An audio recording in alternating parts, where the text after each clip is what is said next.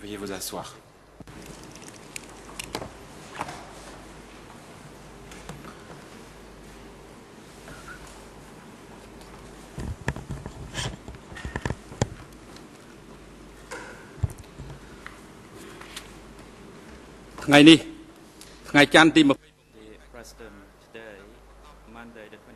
Aujourd'hui, lundi 26 juillet 2010, la Chambre de première instance et des chambres extraordinaires au sein des tribunaux cambodgiens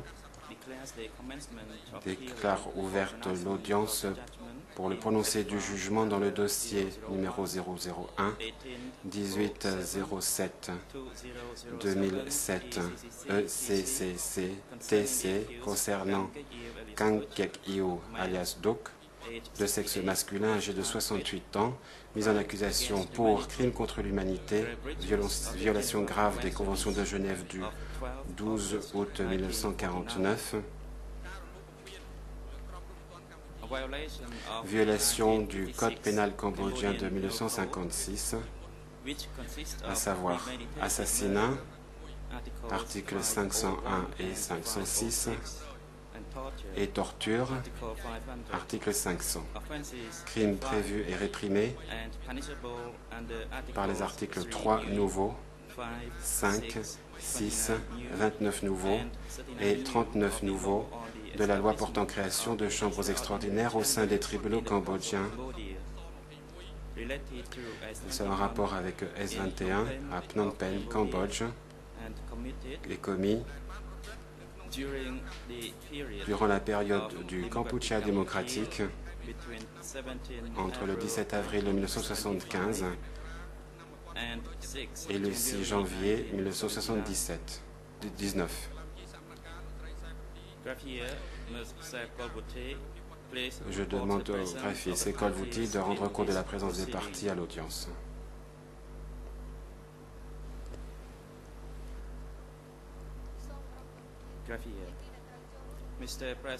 Monsieur le Président, toutes les parties à la procédure sont présentes. Le Président, merci, Madame. Garde, veuillez amener l'accusé, Kang Kek Iu alias Dok, au box des accusés.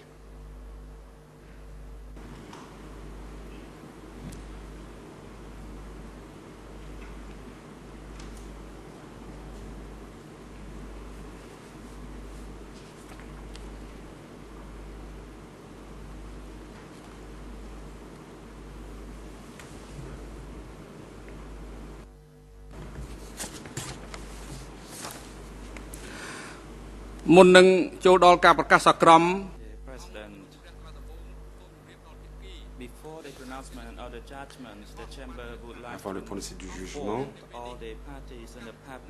j'informe les parties et le public qu'aujourd'hui nous ne donnerons lecture que d'un résumé du jugement.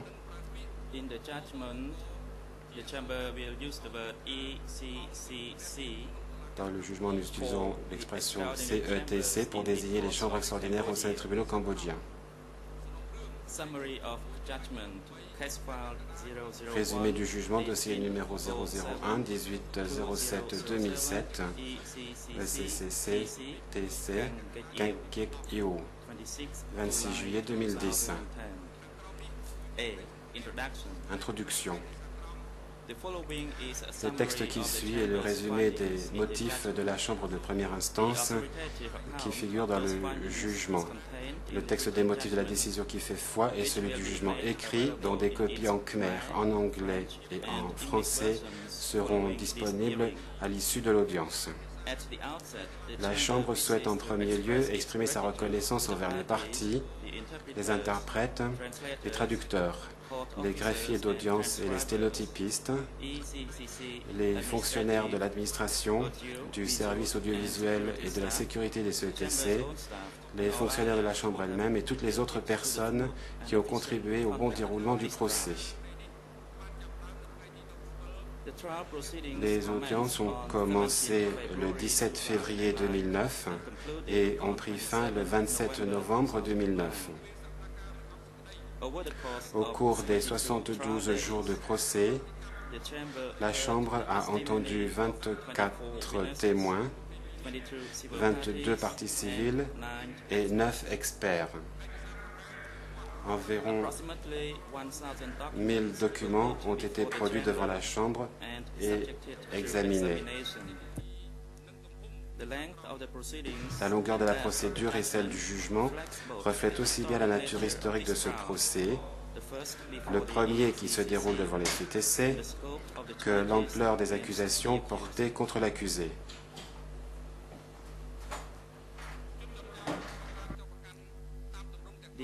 L'accusé a été poursuivi sur le fondement de l'ensemble des modes de participation prévus à l'article 29 nouveau de la loi relative au CETC pour le rôle qu'il aurait joué dans les crimes allégués avoir été commis au centre de S21 entre le 17 avril 1975 et le 6 janvier 1979.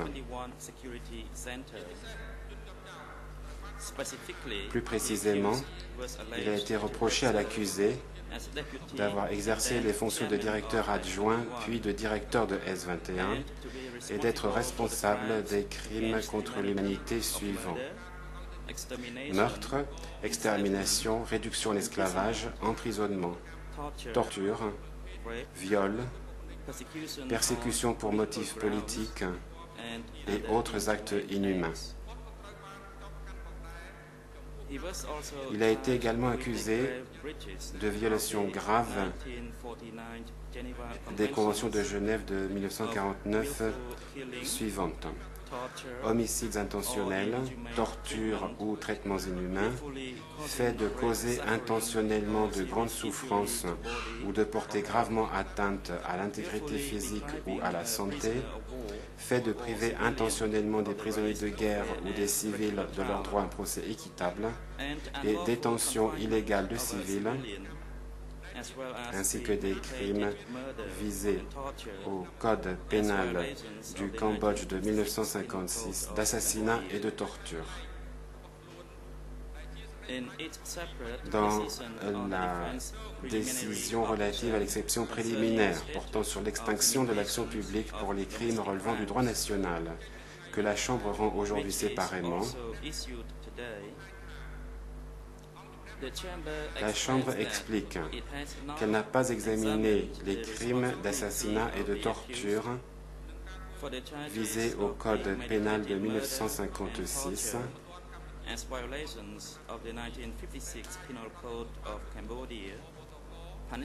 qui relève de la compétence des CETC en application de l'article 3 nouveau de la loi relative au CETC. Comme la Chambre l'a indiqué dans cette décision, elle était partagée sur la question de savoir si la prescription de ces crimes était acquise avant le début de l'instruction du dossier de l'accusé devant les CETC.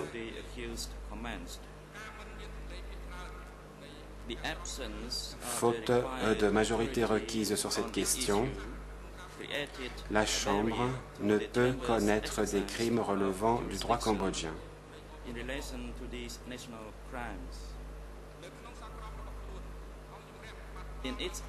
Dans le jugement, la Chambre a présenté de façon détaillée le fondement de sa compétence à l'égard de l'accusé.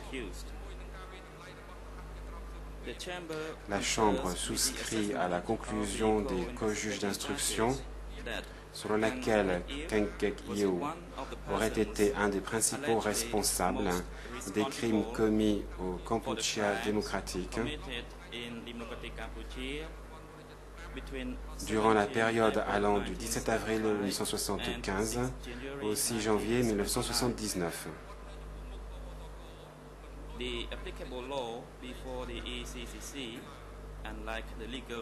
À l'inverse de ce qu'autorise le système juridique appliqué dans d'autres tribunaux pénaux internationaux, les règles de droit en vigueur au CETC ne prévoit pas de procédure permettant d'accepter un plaidoyer de culpabilité présenté par un accusé et d'en prendre acte. Ainsi, bien que l'accusé ait, de manière générale, admis ou n'ait pas contesté un nombre significatif de faits visés dans l'ordonnance de renvoi modifiée, la Chambre a été obligée d'entendre et d'évaluer tous les éléments de preuve produits devant elle, notamment sur les points qui n'étaient pas contestés. B. Contexte historique et politique. À titre préliminaire, la Chambre a fourni un bref aperçu du contexte historique de l'avènement du Kampuchea démocratique. La Chambre a constaté que des heurts frontaliers se sont produits entre le Cambodge et le Vietnam peu de temps après la prise de Phnom Penh par l'armée du Parti communiste du Kampuchea le 17 avril 1975. Durant la plus grande partie de l'existence du Kampuchea démocratique, les forces armées cambodgiennes et vietnamiennes se sont livrées à des hostilités de plus en plus violentes qui ont atteint leur paroxysme avec la prise de Phnom Penh le 7 janvier 1979 et la fuite des dirigeants du Kampuchea démocratique de la capitale. La Chambre a aussi examiné la structure générale et la politique du Parti communiste du Kampuchea durant la période des faits, en particulier en ce qu'elle concerne le fonctionnement de S21.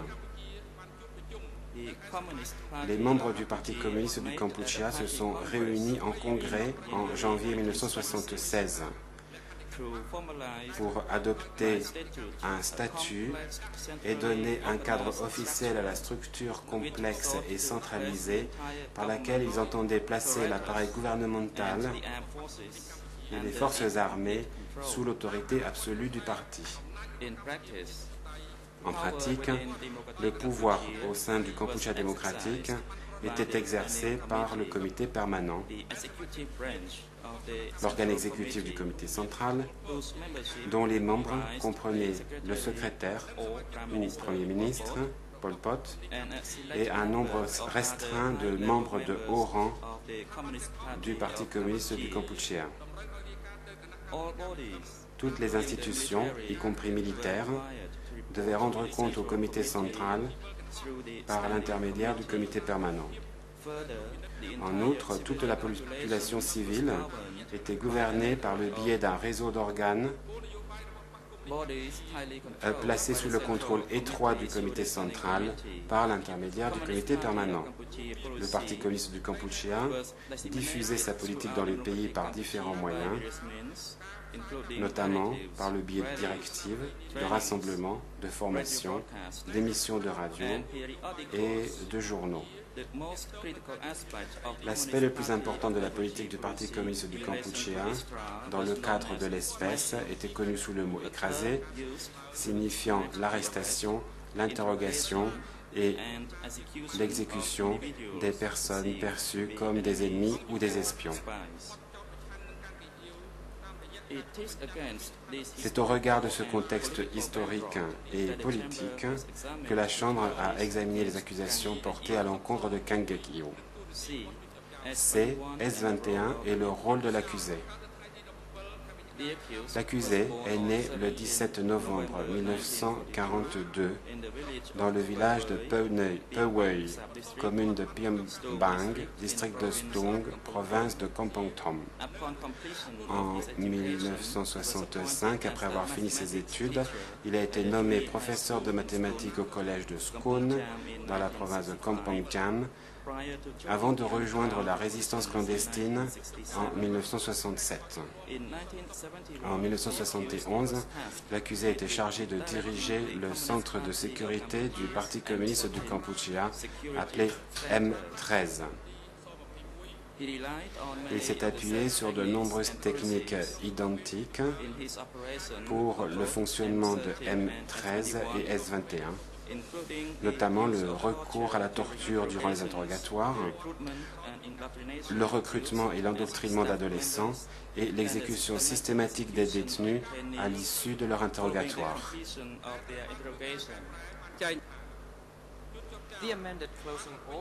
Il est dit dans l'ordonnance de renvoi modifiée, et l'accusé en a convenu, qu'il a été directeur adjoint, puis directeur de S21, un centre de sécurité ayant pour mission d'interroger et exécuter les personnes perçues comme des ennemis du Kampuchea démocratique par le Parti communiste du Kampuchea. S21 a fonctionné de 1975 à 1979.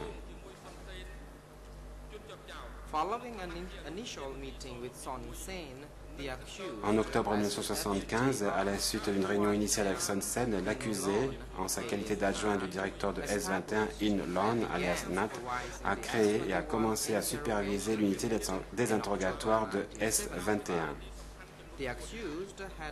En cette qualité de responsable de l'unité des interrogatoires, l'accusé avait 4 tâches principales. 1.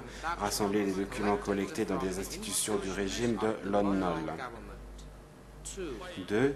Sur la base de ces documents, préparer des rapports à l'intention de ses supérieurs. 3. Former le personnel de l'unité des interrogatoires aux méthodes d'interrogatoire. Et 4. Adresser des rapports à ses supérieurs sur le contenu des aveux des détenus. L'accusé a admis avoir, en tant que directeur adjoint, autorisé les interrogateurs de S21 à recourir à la torture. L'accusé savait également qu'une fois leur interrogatoire terminé, les détenus étaient emmenés et exécutés. En mars 1976, l'accusé a remplacé In Lon, alias Nat, au poste de directeur de S21. En tant que directeur, l'accusé faisait rapport dans un premier temps de mars 1976 à septembre 1977 à Son Sen, puis à Nun Chea, qui était secrétaire adjoint du Parti communiste du Kampuchea. Concomitamment avec sa désignation en tant que directeur de S21, l'accusé a été nommé secrétaire du comité de S21.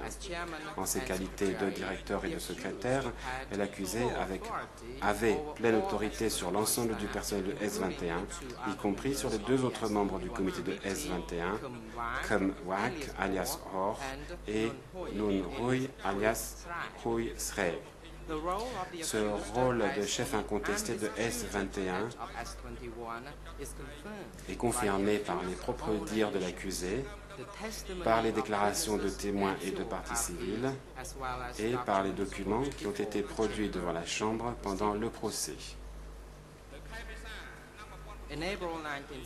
En avril 1976, sur décision de l'accusé, les détenus de S21 ont été transférés dans les locaux du lycée Ponieyat à Phnom Penh. S21 a fonctionné à cet endroit, qui est maintenant le site du musée du génocide de Tuol Sleng, jusqu'au 6 janvier 1979. La population carcérale de S21 était composée d'anciens cadres et militaires du régime de Lon Nol, de militaires de l'armée révolutionnaire du Kampuchea, de nombreux cadres importants et subalternes du Kampuchea démocratique et du Parti communiste du Kampuchea démocratique, de membres de leur famille et de leur entourage, de femmes, d'enfants, de ressortissants de plusieurs pays, en particulier des soldats et civils vietnamiens, ainsi que d'un certain nombre de membres du personnel de S21 avec leurs familles. Bien que les documents produits devant la Chambre aient permis d'établir qu'au moins 12 273 personnes ont été détenues à S21, le nombre réel de détenus a probablement été beaucoup plus élevé. L'accusé a dirigé S21 en s'appuyant sur une structure hiérarchique et en mettant en place un système dans lequel tous les échelons devaient lui faire rapport afin de s'assurer que ses ordres étaient immédiatement et précisément exécutés. S20 est divisé en plusieurs unités, notamment l'unité de documentation, l'unité des interrogatoires et l'unité de défense, qui fonctionnaient toutes sous les ordres de l'accusé. En plus de la supervision de ces unités, l'accusé assumait d'autres tâches particulières à S21,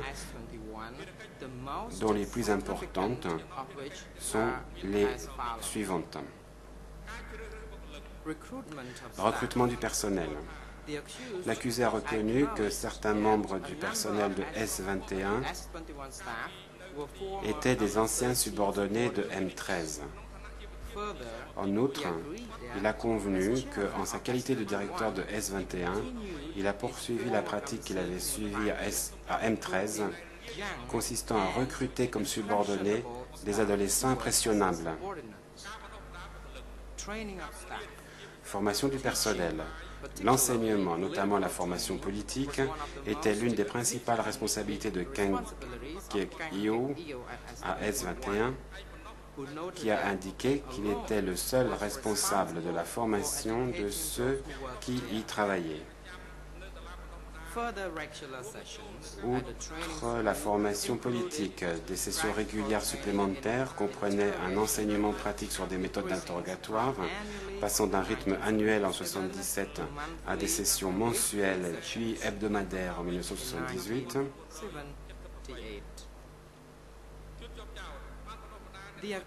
L'accusé a enseigné à ses interrogateurs à faire usage de violences physiques et psychologiques tout en leur donnant pour instruction de maintenir les détenus en vie jusqu'à ce qu'il estime les aveux complets. Rôle dans les arrestations. En règle générale, les décisions concernant l'identité des personnes à arrêter et à envoyer à S21 étaient prises par les supérieurs de l'accusé. Il existe néanmoins des éléments de preuve qui indiquent que l'accusé a joué un rôle plus actif en étant à l'origine de certaines arrestations et que ses supérieurs lui demandaient son avis et agissaient en conséquence. En outre, l'accusé avait une grande influence dans l'arrestation des membres du personnel de S21 et il était présent lors de l'arrestation de certaines personnes éminentes. Rôle concernant les aveux. L'accusé analysait les aveux des détenus et donnait en permanence des instructions interrogatoires, notamment sur l'utilisation de la torture, jusqu'à ce qu'il estime les aveux complets. Des aveux n'étaient pas considérés comme satisfaisants s'ils semblaient insuffisamment précis ou s'ils ne mentionnaient pas le nom d'autres traîtres. Après en avoir fait l'analyse, l'accusé était seul habilité à communiquer à ses supérieurs les aveux des détenus et la liste des personnes qu'ils avaient dénoncées. L'accusé savait qu'une grande partie des informations contenues dans les aveux qu'il communiquait à ses supérieurs avaient été inventées. Les aveux passés à S21 n'en étaient pas moins utilisés pour décider de l'arrestation des personnes dénoncées comme agents ennemis et conduisaient souvent à l'arrestation d'autres personnes mises en cause comme traîtres.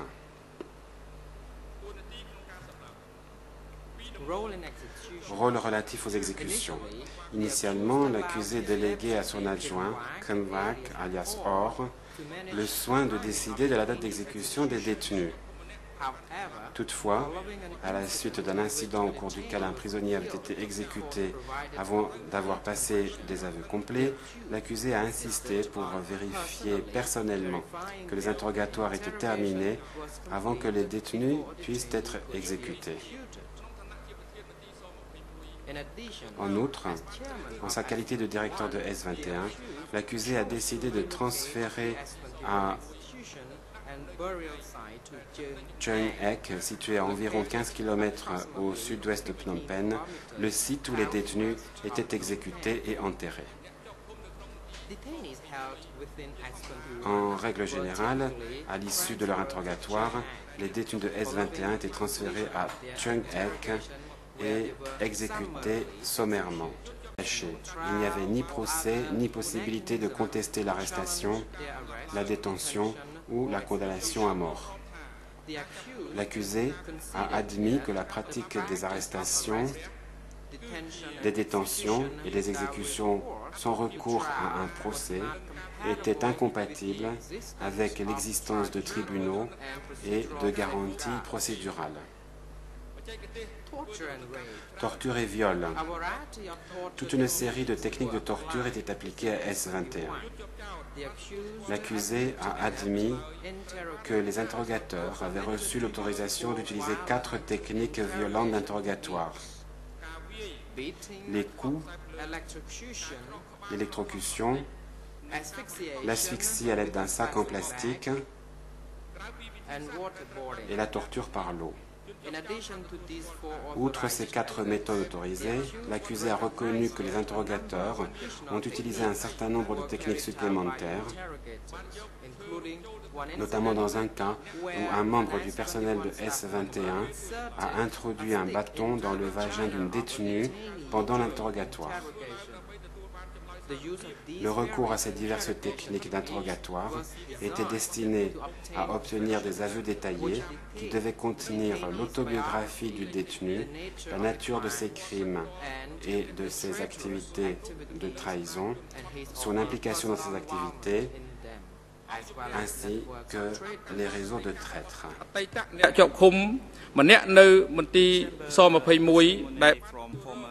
La Chambre a entendu les anciens détenus de S21 qui ont subi ces interrogatoires. La partie civile Boumeng a déclaré qu'il a été torturé 2 fois par jour durant 2 semaines consécutives. On lui enchaînait les chevilles et on le forçait à se coucher face contre terre pendant qu'on lui proférait des insultes. Les interrogateurs lui ont montré les instruments de torture et lui ont demandé de choisir celui qu'il préférait. À tour de rôle, ils l'ont frappé dans le dos à l'aide d'une tige en rotin et d'un fouet, ce qui l'a fait saigner abondamment sur le sol. Il a aussi été électrocuté jusqu'à perdre connaissance. La partie civile Boumeng porte encore les cicatrices qui résultent de ces coups. Chaque fois qu'il était battu, il était interrogé sur son implication avec la CIA et le KGB. La partie civile Chum Mei, un autre ancien détenu de S21, a déclaré qu'il a été interrogé durant 12 jours et 12 nuits. Pendant ces interrogatoires, il a été battu à de nombreuses reprises à coups de canne. Alors qu'il persistait à nier son implication avec la CIA et le KGB, un interrogateur lui a arraché des ongles des doigts de pied, le laissant tremblant de douleur. Il a aussi été électrocuté à 2 occasions et à chaque fois, il a perdu connaissance. Les interrogatoires ont pris fin seulement après qu'il eut avoué avoir rejoint aussi bien la CIA que le KGB. La torture était aussi utilisée à S24 à titre de sanction pour éviter que les détenus ne s'échappent et à l'occasion du nombre limité d'interrogatoires qui ont été effectués.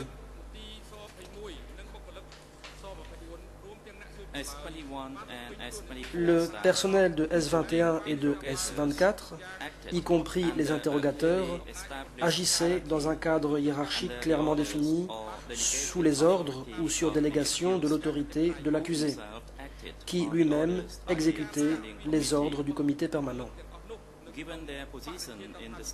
Compte tenu de leur statut au sein de l'appareil d'État, la Chambre a conclu que les interrogateurs de S21 et les membres du personnel de S24 qui se sont livrés à des actes de torture ont agi à titre officiel.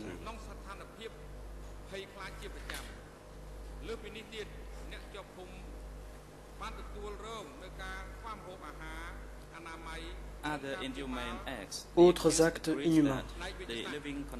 L'accusé a reconnu que les conditions de vie, jointes à la détention, aux interrogatoires et la disparition des détenus, ont gravement porté atteinte à leur santé physique et mentale, et qu'ils ont vécu dans un climat de peur permanente. En outre, les détenus souffraient de pénurie de nourriture, d'absence d'hygiène et de privation de soins médicaux. Les soins médicaux n'étaient prodigués que dans le seul but de maintenir les prisonniers en vie afin de pouvoir les interroger. Les éléments de preuve produits montrent également les mauvais traitements subis par les détenus à Chung Ek et S24. Persécution pour motifs politiques. Le crime de persécution décrit le fait de violer des droits fondamentaux en étant animé de l'intention d'effectuer une discrimination.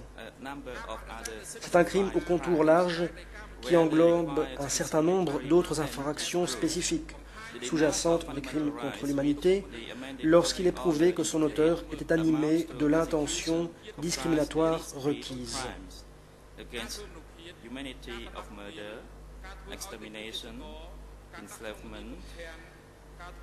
Comme énoncé dans l'ordonnance de renvoi modifiée, le fait d'avoir privé les détenus de leurs droits fondamentaux constitue le crime de persécution ayant pris les formes de meurtre, extermination, réduction en esclavage, emprisonnement et torture, y compris viol, et autres actes inhumains.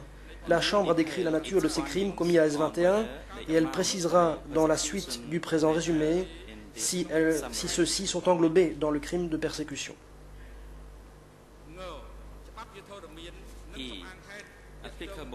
Droit applicable et conclusion concernant la responsabilité pénale individuelle de l'accusé.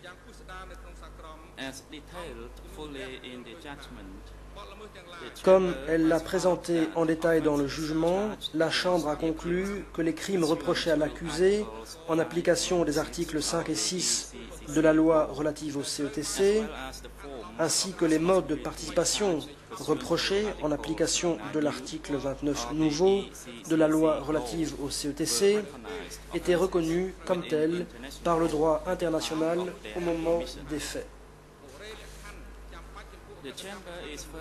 En outre, la Chambre est convaincue que les conditions générales requises pour que des faits soient constitutifs de crimes contre l'humanité, à savoir l'existence d'une attaque généralisée ou systématique dirigée contre toute population civile pour des motifs nationaux, politiques, ethniques, raciaux ou religieux, existaient à l'époque des faits. À la lumière de ces constatations concernant S21, la Chambre a conclu que les crimes reprochés à l'accusé dans l'ordonnance de renvoi en application de l'article 5 de la loi relative au CETC ont été établis. La Chambre a également conclu à la majorité que l'ensemble de ces crimes est englobé dans le crime de persécution pour motif politique, car lors de la commission de ces crimes, l'accusé était animé de l'intention spécifique d'opérer une discrimination pour motif politique. La Chambre est également convaincue qu'il existait un conflit international armé entre le Kampuchea démocratique et le Vietnam pendant toute la période des faits, et que les conditions générales requises pour que des faits soient constitutifs des violations graves des conventions de Genève de 1949, visées à l'article 6 de la loi relative au CETC, sont remplies. La Chambre a conclu que les prisonniers de guerre et civils vietnamiens, ainsi que les sympathisants pro-vietnamiens détenus à S21, étaient soumis aux mêmes conditions de détention que les autres détenus, et qu'ils étaient tout autant promis à l'exécution. Ils n'ont pas bénéficié d'un traitement plus favorable du fait de leur nationalité ou de leur statut de personnes protégées. À la lumière des précédentes conclusions de la Chambre concernant S21, il apparaît que les violations graves suivantes, homicide intentionnel, torture et traitement inhumain, fait de causer intentionnellement de grandes souffrances ou de porter gravement atteinte à l'intégrité physique ou à la santé, fait de priver intentionnellement des prisonniers de guerre ou des civils de leur droit à un procès équitable et détention illégale de civils, crime punissable conformément aux dispositions de l'article 6 de la loi relative au CETC, ont également été établis.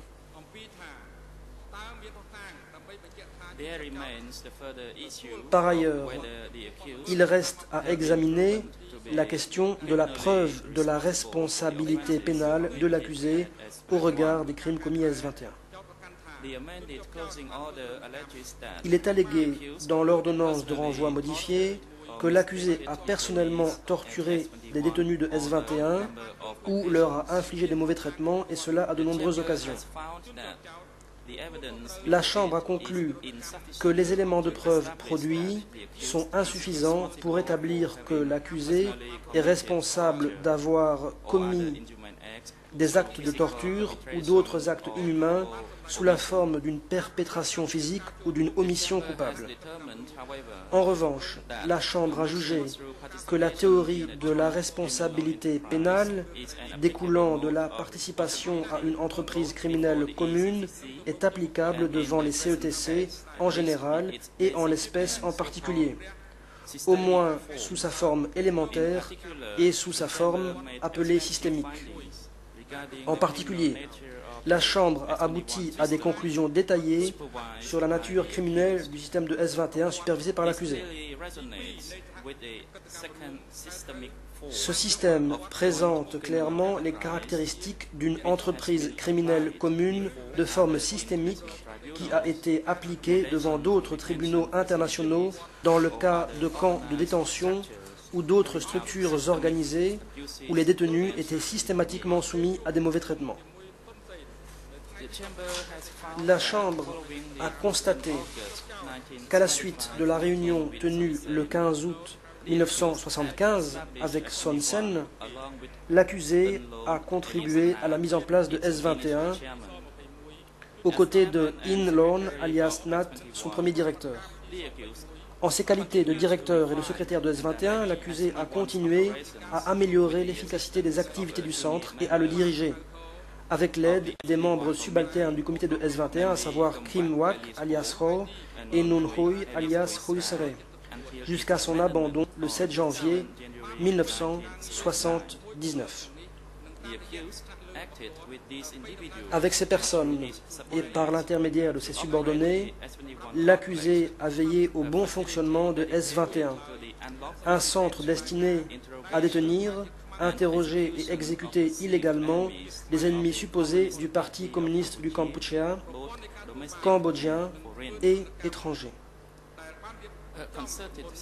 Un système concerté de mauvais traitements et de torture a été délibérément mis en œuvre, visant à briser les détenus et obtenir d'eux des aveux au cours de séances d'interrogatoire. S24 était également utilisé comme un centre annexe, où les détenus considérés comme suspects par le Parti communiste du Kampuchea étaient envoyés pour effectuer des travaux forcés. En sa qualité de directeur adjoint puis de directeur de S21, l'accusé a été impliqué au plus haut point dans le système criminel qui a été mis en œuvre, en contribuant de manière substantielle à le faire fonctionner et à l'améliorer, notamment en collaborant à l'arrestation de certains détenus de haut rang, en s'assurant de l'arrestation et de l'exécution de certains membres du personnel de S21 et en étant physiquement présent. En outre, l'accusé connaissait la nature criminelle du système mis en œuvre à S21 et a agi en étant animé de l'intention de contribuer à ce projet criminel. En conséquence, la Chambre a conclu que, du fait de sa participation à la forme systémique de l'entreprise criminelle commune à S21, l'accusé est individuellement, pénalement responsable des crimes commis à S21. La Chambre a conclu en outre que l'accusé est responsable d'avoir planifié, incité et ordonné de commettre les crimes commis à S21 et d'avoir aidé et encouragé à les commettre. La Chambre a également conclu que la responsabilité de l'accusé pouvait être établie sur le fondement de sa responsabilité de supérieur hiérarchique. La Chambre a tenu compte de ces conclusions supplémentaires au moment de déterminer la peine pour évaluer toute l'étendue de sa participation au crime dont il est responsable. La Chambre a rejeté la thèse de la défense selon laquelle l'accusé n'est pas pénalement responsable au motif qu'il a agi en application des ordres de supérieur et sous la contrainte.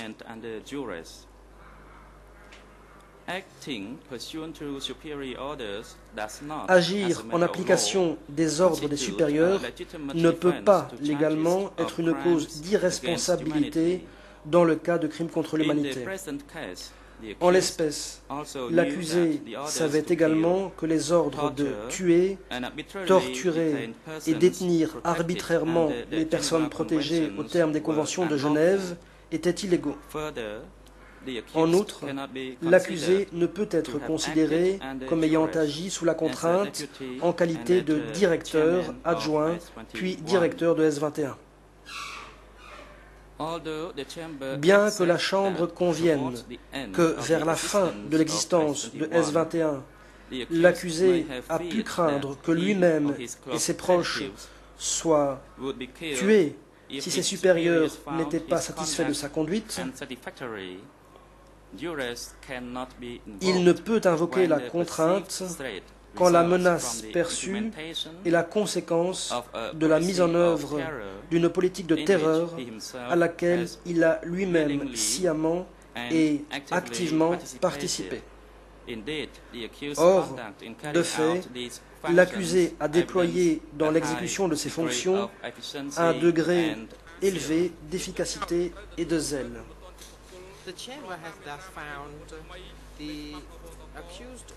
En application de l'article 29 nouveau de la loi relative au CETC, la Chambre a donc reconnu l'accusé pénalement responsable à titre individuel des crimes contre l'humanité suivants: meurtre, extermination, réduction en esclavage, emprisonnement, torture, y compris un acte de viol, persécution pour motifs politiques et autres actes inhumains, ainsi que des violations graves des conventions de Genève de 1949 suivantes: homicide intentionnel, torture et traitement inhumain, fait de causer intentionnellement de grandes souffrances ou de porter gravement atteinte à l'intégrité physique ou à la santé, fait de priver intentionnellement des prisonniers de guerre ou des civils de leur droit à un procès équitable et détention illégale de civils.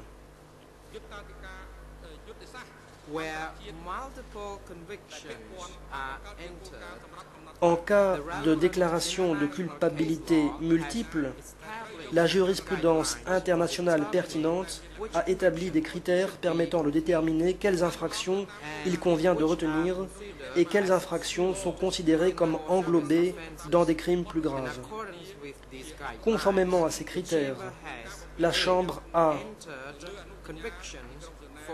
petit a, déclaré l'accusé coupable pour les crimes semblables à la fois qualifiés de crimes contre l'humanité et d'actions graves des conventions de Genève, en raison de la nature différente de ces deux catégories de crimes. Petit b, englober le crime contre l'humanité de meurtre dans le crime contre l'humanité d'extermination. Et petit c, englober tous les crimes contre l'humanité dans le crime contre l'humanité de persécution.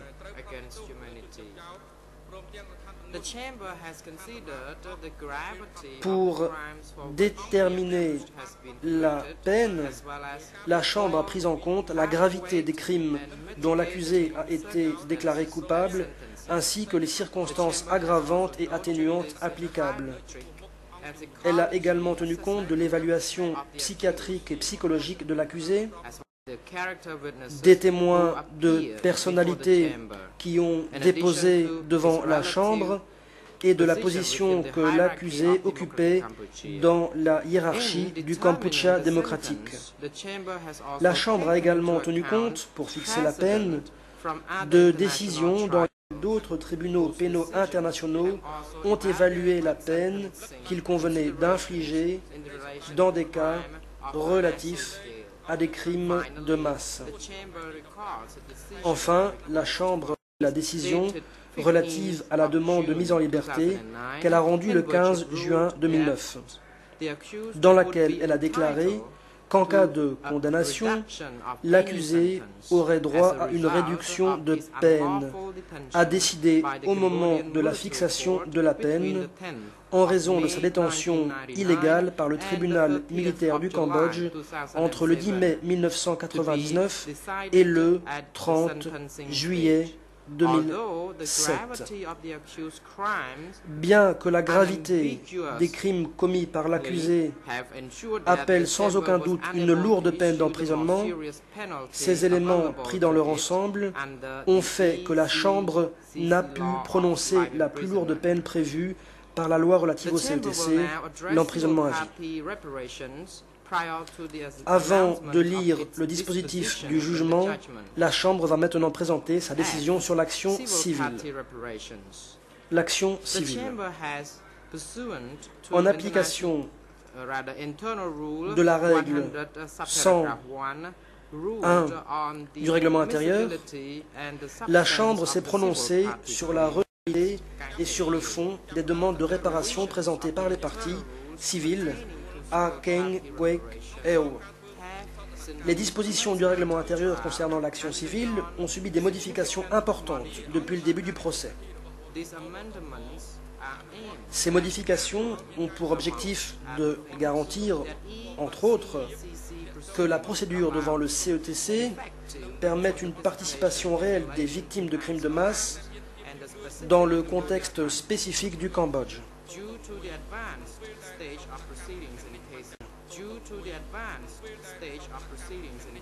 En raison de l'état d'avancement de la procédure dans le dossier 001, lorsque ces réformes ont commencé à être adoptées, les amendements apportés aux dispositions initiales n'ont pas été appliqués en l'espèce. Les décisions initiales sur la recevabilité des constitutions de parties civiles ont permis d'établir provisoirement que les demandes remplissaient les conditions de recevabilité. Ce processus est à distinguer de la décision relative au bien fondé de chaque demande qui est rendue par la Chambre dans le jugement au vu des pièces produites au procès. Les parties civiles dont la demande de constitution de partie civile avait été déclarée recevable au début de la procédure ont dû ensuite prouver à la Chambre qu'il existe une faute attribuable à l'accusé et un lien de cause à effet direct entre le préjudice subi par la partie civile et la faute de l'accusé. La règle 23.2 du règlement intérieur dispose que pour qu'une demande de constitution de partie civile soit recevable, le préjudice subi doit à la fois être corporel, matériel ou moral et la conséquence directe de l'infraction personnelle, née et actuelle. Le préjudice subi doit être une conséquence directe du comportement criminel de l'accusé. Bien que les membres immédiats de la famille d'une victime entrent dans le champ d'application de la règle 23.2b du règlement intérieur, le préjudice direct peut être plus difficile à prouver dans le cas de liens familiaux plus éloignés. La Chambre n'en considère pas moins que le préjudice allégué par les membres de la famille lointaine peut, dans des circonstances exceptionnelles, être une conséquence directe et certaine du crime quand le demandeur peut prouver à la fois le lien familial allégué et l'existence de circonstances ayant créé un lien d'affection ou de dépendance particulier avec la personne décédée. La Chambre a examiné si Keng Kwek Eo pouvait être déclaré responsable du préjudice allégué par deux catégories de parties civiles. à savoir celles qui disent être des survivants de S21 et de S24, et celles qui fondent leur demande sur un lien de parenté allégué ou des liens d'affection ou de dépendance particuliers avec la victime directe. Pour les raisons précisées dans le jugement, la Chambre a conclu que les 4 parties civiles, dont les noms suivent, qui se sont présentés comme étant des survivants de S21 ou de S24, ont étayé leur demande et établi que l'accusé était directement responsable du préjudice qu'elles avaient subi. Bu Meng, Chum Mei, Chum Neu et Chin Mei. La Chambre a estimé que les 66 parties civiles dont les noms suivent ont rapporté la preuve qu'elles ont été les victimes immédiates de S21 ou de l'existence de victimes immédiates de S21 ou S24, et soit que ces victimes appartenaient à leur famille proche, soit qu'il existait un lien d'affection ou de dépendance particulier avec ces victimes. Elles ont en outre prouvé que le décès de ces victimes leur avait causé un préjudice certain au sens de la règle 23 paragraphe 2 du règlement intérieur et que ce préjudice était une conséquence directe de la faute commise par l'accusé. Bu Meng, comme survivant de S21, et pour la perte de sa femme, Ma Yun, alias Ti. Chum Mei, comme survivant de S21, Chum Neu, comme survivant de S24, et pour la perte de son enfant et de son mari Nu Samen, Chen Met, comme survivant de S24, Chen Navi pour la perte de son mari Tia Hautek, Hao Sopia pour la perte de son père Chen Sia alias Hao Han, Peng Gut Suntari et Im Sunti, respectivement pour la perte de leur père et de leur mari Peng Ton, Chum Sirat pour la perte de ses 2 frères Chum Narit et Chum Sinarit, Mirket Sampot, Chulong Antonia, Chulong Romer Nevin, Kimari Nevenka et Kimari Visaka, respectivement pour la perte de leurs filles, sœurs et mères Chulong Rangsi, ainsi que celle de leurs gendres, beaux-frères et pères, Lim Kimari. Rose Men pour la perte de son frère, Rose Tim. Che Hiep pour la perte de son frère, Che Heng. Triang Sam In pour la perte de son frère, Triang Sam On, alias Som Sam On. Siang Wandi pour la perte de son frère, Siang Pron. Tut Monin pour la perte de son cousin, Chia Khan, avec lequel il a été élevé et dont il est le seul parent encore en vie. Khan Sundarin pour la perte de son frère Chim Lang et de sa belle-sœur Aum Kim Doni. Man Sot pour la perte de son fils Man Sim alias Riem. Kong Tei pour la perte de son mari Seg Chiek. Niet Sok pour la perte de son frère Nop So alias Nom Nyan alias Charin alias Niet Nyem. Tatlon pour la perte de son père Sok Sot alias Sok Pon. Timothy Scott Deeds pour la perte de son frère Michael Deeds. Yim Ling pour la perte de son père Chlok Loon alias Yon. Ompiset en qualité d'héritier de feu son épouse Sus Sarin pour la perte de la sœur de cette dernière Sus Sovan. Ke Kon et Ke Samut pour la perte de leur frère Ke Kensi. Iem Soy pour la perte de son frère Chu Choi alias Chiu. Hulsai alias Riem pour la perte de son mari Eng Mak alias Wen. Sen Lemsir pour la perte de sa sœur aînée Sen Chon Lim. Ou Savrit Nek Ou Davi et Ou Kamela pour la perte de Ou Vendi, leurs frères, mari et père respectivement. Ros Chuesi pour la perte de son mari, Ros Saren. Nyum Kumhen pour la perte de ses deux frères, Nyum Koi et Nyum Chan. Sun Sokomali pour la perte de son mari, Sun Kaset. Sun Sinet alias Ron pour la perte de son grand-père, Piet Kum alias Sin, dans la maison duquel elle vivait depuis l'âge de 7 ans. Run Srainok pour la perte de son frère, Run Mat alias Sabi. El Lima pour la perte de son frère, Ismaël Asmat alias So. Sman So et Sman No pour la perte de leur frère, Sman Sleh alias Leng Sokha, et pour la perte de Samat alias Sarun, leurs fils et neveux respectivement. Menlai pour la perte de son fils, Menkan. Nyem Sophan pour la perte de sa sœur, Nyem Tol alias Ra.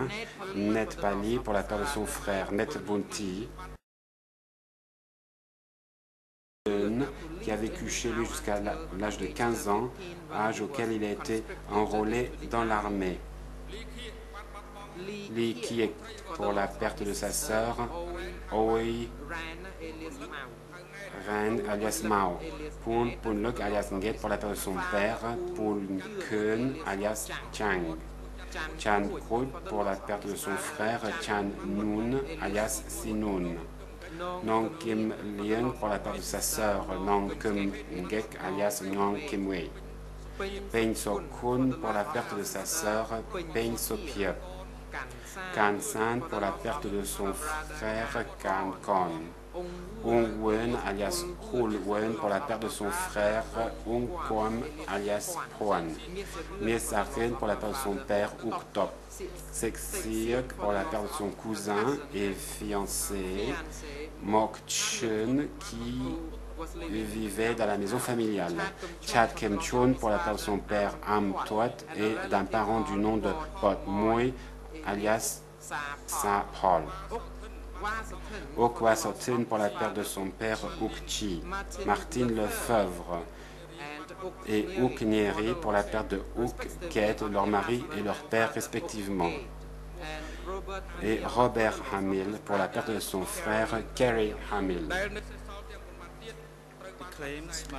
Les demandes de constitution des autres parties civiles ont été rejetées parce qu'elles n'ont pas démontré qu'elles sont des victimes immédiates de S21 ou de S24 ou parce qu'elles n'ont pas rapporté la preuve d'un lien de proche parenté ou de lien d'affection et de dépendance particulier avec des victimes de S21 ou de S24. Leurs demandes de réparation ont donc également été rejetées. La Chambre s'est également prononcée sur les demandes de réparation présentées par les parties civiles.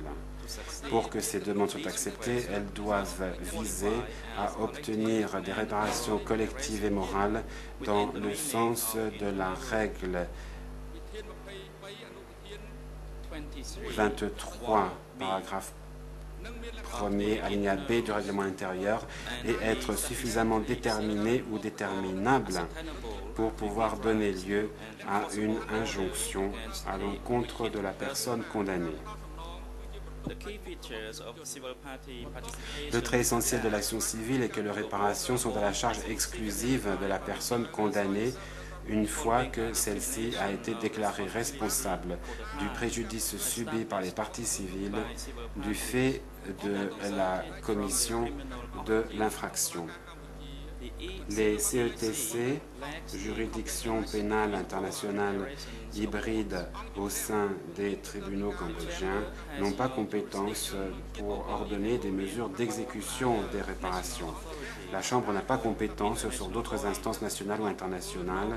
Il ne lui revient pas non plus d'imposer des obligations ou d'accorder des droits à des personnes qui n'ont pas été parties à la procédure.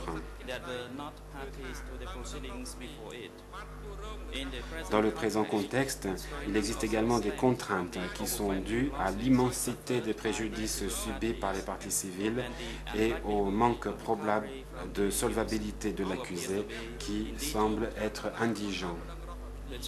La Chambre fait droit à la demande des parties civiles, tendant à ce que leur nom soit inclus dans le jugement définitif et que leur lien avec les crimes commis à S21 soit précisé. La Chambre fait également droit à leur demande de compilation et de publication de toutes les expressions d'excuses faites par l'accusé pendant le procès. La Chambre rejette toutes les autres demandes présentées par les parties civiles au motif soit qu'elles manquaient de précision, soit qu'elles sortaient du champ des réparations que les CETC pouvaient leur accorder. G. Dispositif. La Chambre va maintenant lire le dispositif. Monsieur Kenkekyo, veuillez vous lever. Au vu de l'ensemble des moyens de preuve et des observations présentées par les parties, la Chambre décide comme suit. La Chambre déclare Kenkekyo coupable en application des articles 5, 6 et 29 nouveaux de la loi relative au CETC, du crime contre l'humanité de persécution pour motif politique, crime ayant pris les formes suivantes. Extermination, cette infraction englobant celle de meurtre, réduction à l'esclavage, emprisonnement, torture, dont un acte de viol et autres actes inhumains. Et des violations graves des conventions de Genève de 1949 suivantes. Homicide intentionnel, torture et traitements inhumains, fait de causer intentionnellement de grandes souffrances ou de porter gravement atteinte à l'intégrité physique ou à la santé, fait de priver intentionnellement des prisonniers de guerre ou des civils de leur droit à un procès équitable et détention illégale de civils. Pour les motifs exposés dans la décision relative à l'exception préliminaire, la Chambre n'a pas examiné la responsabilité de Kenkekyo à l'égard des crimes d'assassinat et de torture relevant du droit cambodgien et visés aux articles 501, 506 et 500 du Code pénal de 1956 et relevant de la compétence des chambres extraordinaires en vertu de l'article 3 nouveau de la loi relative au CETC. Pour déterminer la peine appropriée, la Chambre a pris en compte toutes les circonstances de l'espèce. Elle a relevé un certain nombre de circonstances aggravantes, notamment le caractère choquant et odieux des infractions qui ont fait au moins 12 273 victimes et ont été commises pendant une longue période. Ces circonstances, prises dans leur ensemble, justifient une condamnation à une peine d'emprisonnement de longue durée. La Chambre a estimé qu'il existe des circonstances atténuantes significatives qui l'obligent à fixer une peine d'emprisonnement à temps plutôt que d'emprisonnement à vie. Ces circonstances comprennent la coopération avec la Chambre, la reconnaissance de responsabilité, l'expression limitée de remords, le climat de contrainte qui régnait sous le régime du Kampuchea démocratique et le potentiel de réhabilitation. Par ces motifs, la Chambre, à la majorité, condamne Kenkekyo à une peine unique de 35 années d'emprisonnement. La Chambre considère qu'à titre de mesure de réparation pour la violation des droits de Keng Gyek-yew, du fait de l'illégalité ayant entaché sa détention sous l'autorité du tribunal militaire du Cambodge entre le 10 mai 1999 et le 30 juillet 2007,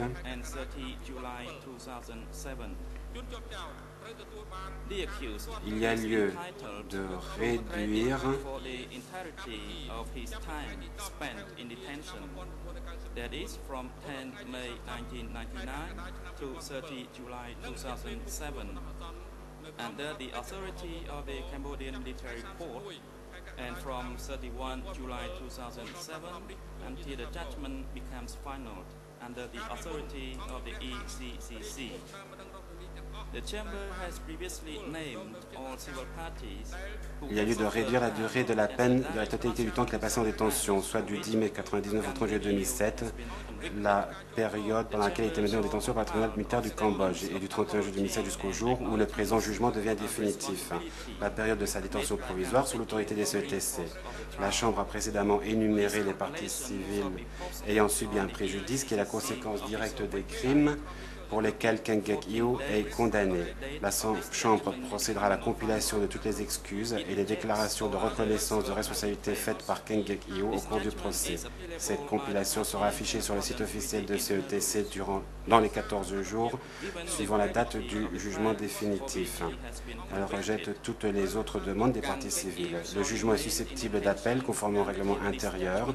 Compte tenu de la gravité des crimes pour lesquels il est condamné, Keng Gyek-yew sera maintenu en détention jusqu'à ce que le jugement devienne définitif. C'était là le résumé du jugement. Le procès de première instance en l'espèce est arrivé à son terme. La Chambre va maintenant lever l'audience et la personne condamnée retournera au centre de détention. L'audience est levée. Veuillez vous lever.